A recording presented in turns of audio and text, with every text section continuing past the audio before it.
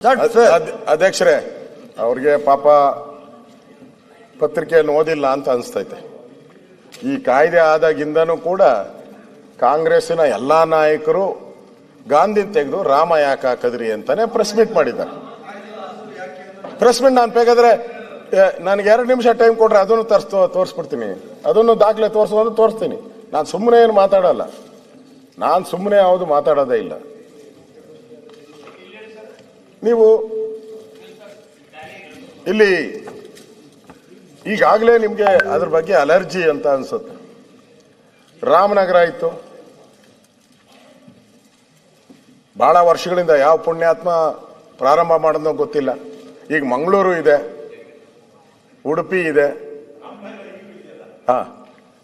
ರಾಮನಗರ ಜಿಲ್ಲೆ ತೆಗೆದಾಕ್ಬಿಟ್ಟು ಅದನ್ನ ಬೆಂಗಳೂರು ದಕ್ಷಿಣ ಅಂತ ಮಾಡ್ಬಿಟ್ರು.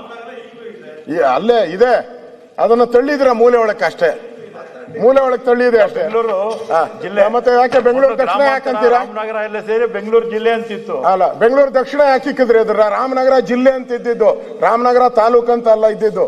ರಾಮನಗರ ಜಿಲ್ಲೆ ಇದೆಯಾ? ಈಗಲೂ ಅಲ್ಲೇ ಇದೆ. ಇಲ್ಲ, ರಾಮನಗರ ಜಿಲ್ಲೆ ಇದೆಯಾ? ನಾನ್ ಕೇಳಿದ್ದು ರಾಮನಗರ ಜಿಲ್ಲೆ ಇದೆಯಾ? ಸಭಾಧ್ಯಕ್ಷರೇ, ಈಗ ಅವರೇ ಇನ್ಚಾರ್ಜ್, ಬೆಂಗಳೂರು ಅವರಿದಾಗೆ ತೆಗೆದಿದ್ದು.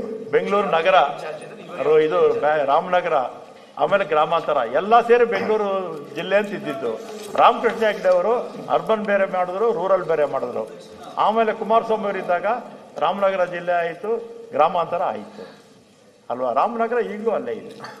ರಾಮನಗರ ಈಗೂ